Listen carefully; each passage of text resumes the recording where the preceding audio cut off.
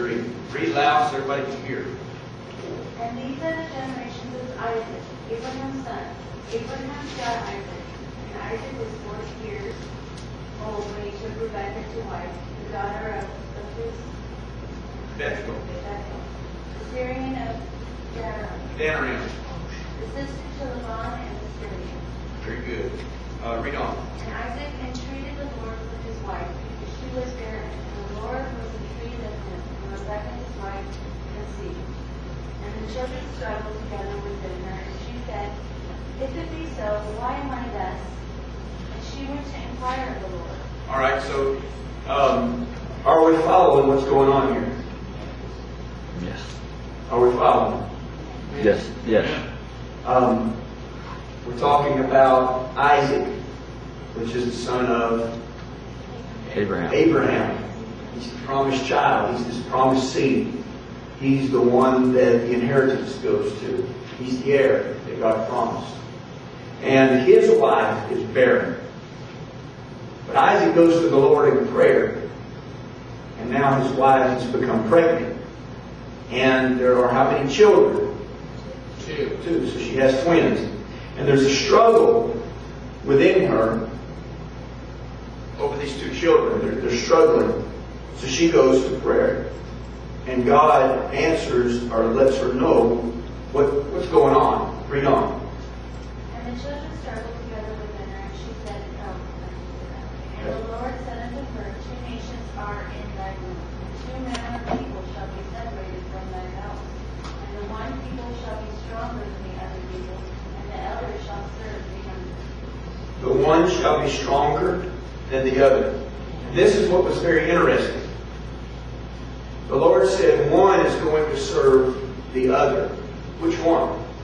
The elder's going to serve. The elder was going to serve the younger, which is very unusual, especially in these biblical times. The younger is going to be stronger than the elder, which is very unusual. So she kind of just tucked all of this away in her heart. Said, okay, God, I don't really understand what this all means, but I'm going to tuck this away in my heart. Let's read on. Let's see what happens here. And when the days to be delivered were fulfilled, behold, there were twins in her womb. And the first came out red, all over like a hairy garment, and they called his name Esau. And after that came his brother out, and his hand took hold on Esau's heel, and his name was called Jacob. And Isaac was 80 years old when she bare them. And the boys grew, All right, hang on just a second. Let's look at this. So these two children are being born. And the firstborn, he comes out. And the scripture says that he is red all over like a hairy garment. And they pulled that baby out and they looked at him and they said, "Ew, so." So that's what they named him. He had to be an ugly little joker. Because he was a red little baby and he was hairy.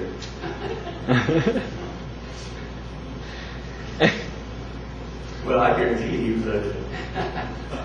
And the next one comes out. And this is something that's very interesting.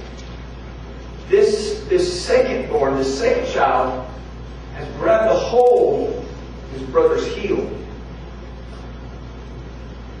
And they named him Jacob, which means heel grabber, or deceiver, or schemester, or the one that masters in trickery.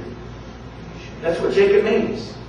The little deceiver, the little deceptive one, the heel grabber. So we've got Esau, the red hairy baby, and Jacob, the heel grabber.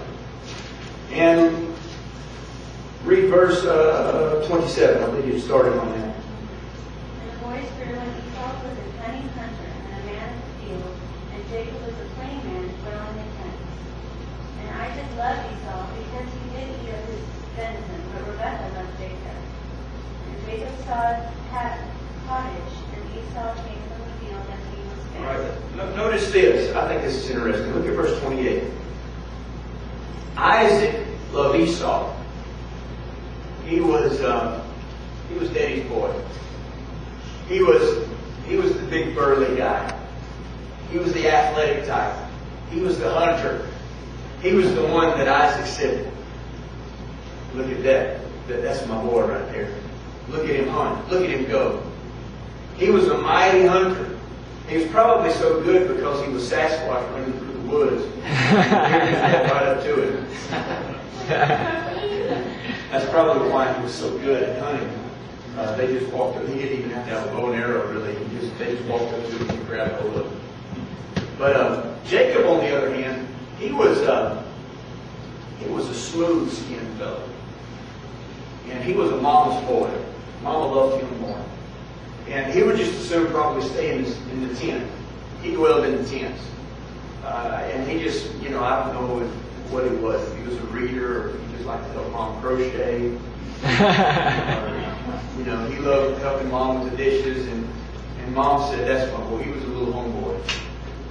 But Esau, he was a daddy's boy. And but you have to remember, what was Jacob's name? Deceiver. He was the deceiver. And we quickly find that he lives up to his name. Verse 29. And Jacob saw a cottage, and Esau came from the field, and he was faint.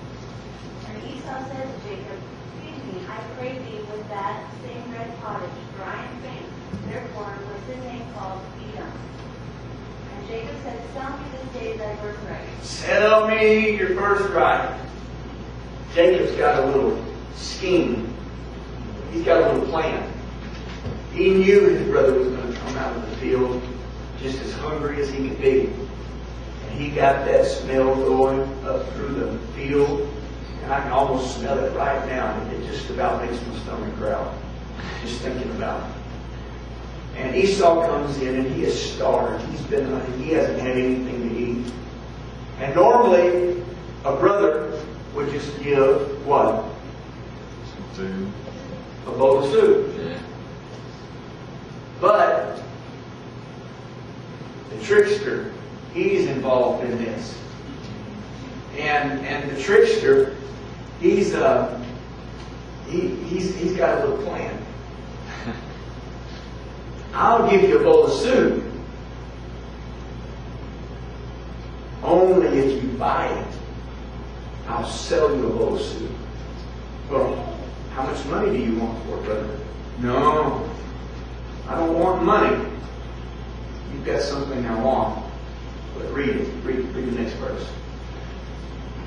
And Esau said, "Behold, I am at the point to die, and what profit shall his birthright do to me?" And Jacob said, "Swear to me this day." And he sware unto him, and he sold his birthright unto Jacob. And Jacob gave Esau bread and pottage of lentils, and he did eat and drink, and rose up and went his way.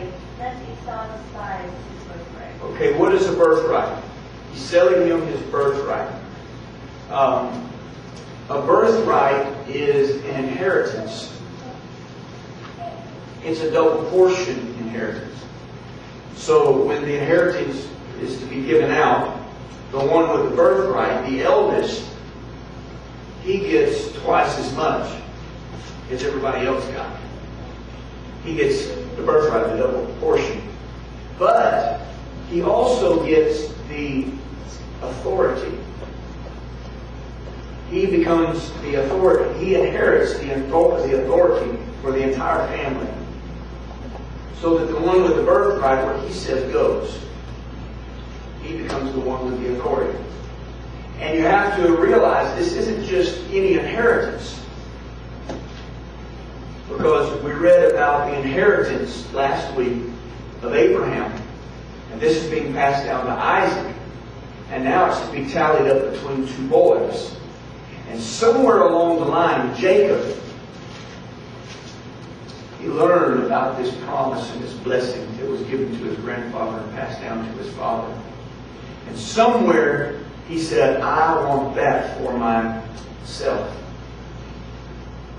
And Esau, he said, I despise that. Or the scripture says that he despised his birthright. And he sold it. Let's stop right here. And let's go to the book of Romans